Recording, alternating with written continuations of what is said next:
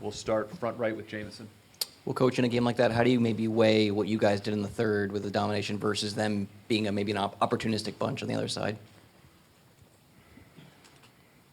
We'll take the parts of the game that we think we can improve on. We'll look at those. We'll take up parts of the game that we like a lot, try to manufacture more of it, keep some perspective onto the final score in the last two or overtime games, and one very tight. Tonight there was a little more action, certainly by us. So count it for what it is and make sure we understand the accounting of the series is 2-1 and get after it.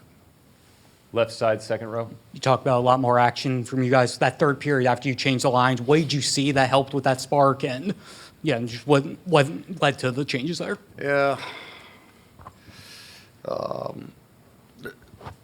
Just a different look by certain players. I just thought that we had, you find the guys that are going partway through the game, and sometimes you got to pull them together.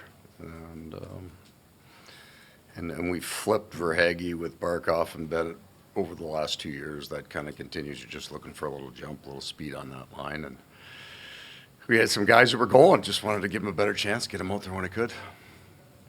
Front left, Mike. Paul, emotionally, when you do have a period like that in the third and you can't, you come back, but you can't put them away, especially the last 5 minutes where they were trying to almost ice the puck to the end of regulation. Like, how do you emotionally recoup? And do you think there was a sag?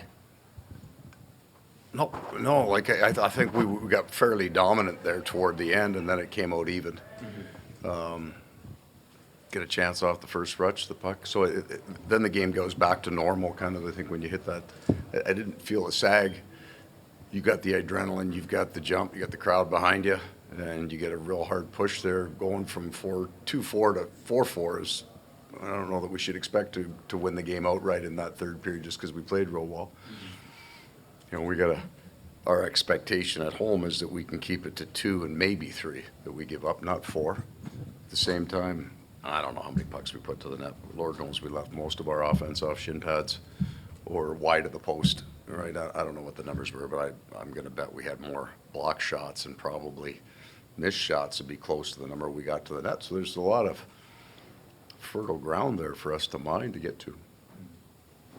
Front left. Anytime you lose an overtime playoff game, it seems to be a gut punch. But are there degrees to that? Because this one kind of, Game 2, New York was a better team in overtime, but you guys were better 3 through 4. Yeah.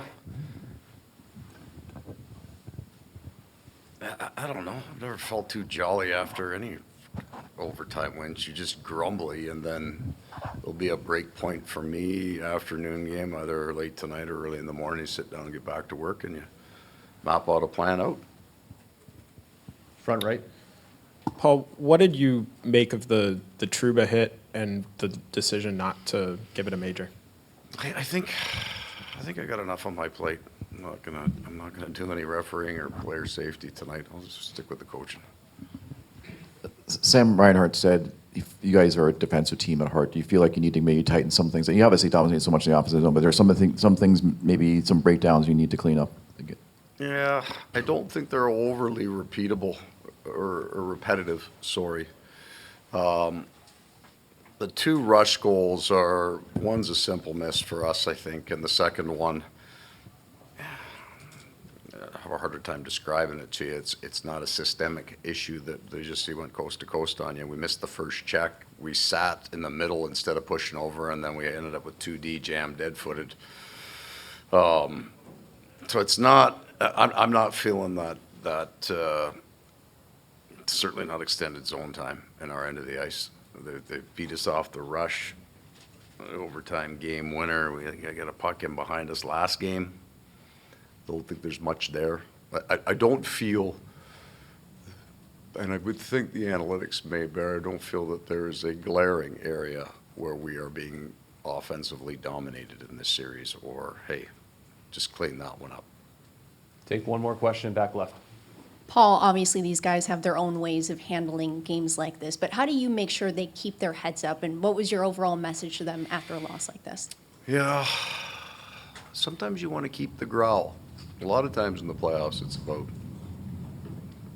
making sure that you keep that energy full, that you cut off your losses, that you let it go.